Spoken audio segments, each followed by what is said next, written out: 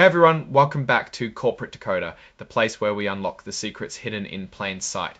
Today we're diving into BTCS Inc. and something that smells like a crucial financial maneuver. So buckle up as we decode this Form 8K. Before we dive in, if you appreciate getting straight insights from corporate documents, make sure you're subscribed.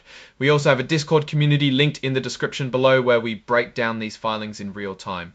So what is this all about? It's a current report, meaning something important just happened that the public needs to know about, filed under the Securities Exchange Act. This really sets the stage for understanding what the company is up to. This filing is essentially a public announcement of significant corporate events. It's like the company's official bulletin board for major happenings. The key date here is July 22, 2025, marking the earliest event being reported. This gives us a timeline for the news. The company in question is BTCS Inc., and they're telling us about a big move they've made. First off, a quick detail that BTCS Inc. is incorporated in Nevada. Not the most thrilling piece of information, but it's part of the official record. And they have this file number 001-40792. Companies have these identification numbers for all their filings and an IRS employee identification number 910966644, which is their tax ID. We also see their principal executive office address. But honestly, that's not the juicy part we're here for. We want the financial meat and potatoes. BTCS Inc.'s common stock is traded on the Nasdaq stock market, specifically the Nasdaq Capital Market. This is important because it means they are a publicly traded company and what they do can affect investors. They are also indicating they are not an emerging growth company, meaning they're past that initial startup phase and have to follow more stringent reporting rules. Now, this is where the action is. Item 101 is all about entering into a really important agreement. Think of it as signing a major contract that could really change things for the company. So what happened? The company, BTCS Inc., or the company as they call it here, made a deal on July 21, 2025.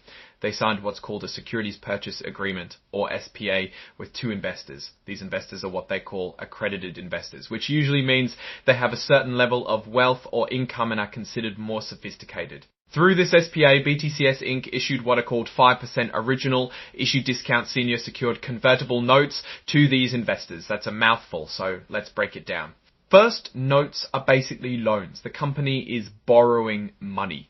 They borrowed a total principal amount or the face value of the loan of $10,000, $50,000. But here's a twist. They sold these notes for a bit less than their face value. $9,500. This difference, almost $500,000, is the original issue discount. It's like getting a loan where you pay back more than you borrowed, but upfront the lender gets a bit more value for their money. These notes are also senior secured, meaning if the company can't pay them back, these lenders are higher up in line to get their money before other lenders, and the loans are backed by the company's assets, which is like putting up collateral. On top of the notes, which are the loans, the company also gave these investors something called warrants. Think of warrants like options that give the holder the right, but not the obligation, to buy shares of the company's stock at a fixed price in the future. In this case, they get 875 warrants and they can buy the company's stock at 8 0 ounce per share.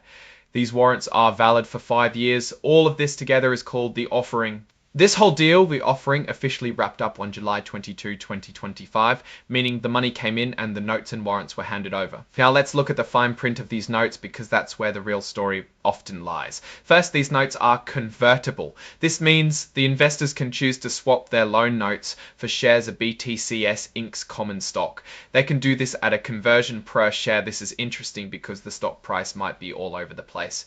If the stock goes way above $13, they likely convert to make a profit. Second, these notes have a lifespan of 24 months or 2 years from when the deal closed. That's their maturity date. Third, they earn interest at a rate of 6% per year. And get this, that interest can be paid either in cash or in shares of the company that can be freely traded. This gives the company some flexibility, especially if cash is tight. Fourth, there's a 4999% beneficial ownership conversion per $3, especially if cash is tight. Fourth, there's a 4499% beneficial ownership conversion limitation. This is a fancy way of saying that an investor can't convert their notes in a way that would give them more than 4.99% ownership of the company at any one time. This is a common clause to prevent a single investor from suddenly owning a huge chunk. Here's a bit of an inside baseball detail. Mr. Charles Allen, who is both the chairman of the board and the chief executive officer of BTCS Inc., is involved in this deal too.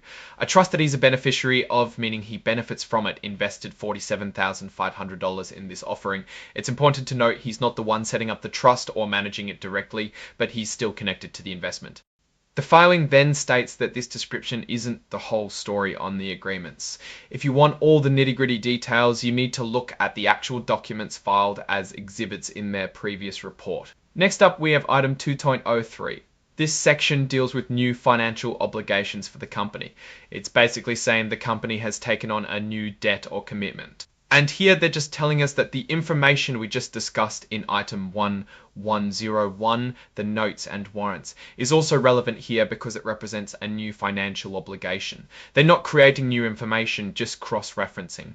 Then we have item 3.02, which is about selling stock that wasn't registered with regulators. This often happens in private placements with accredited investors like the deal we just saw. But again, they're pointing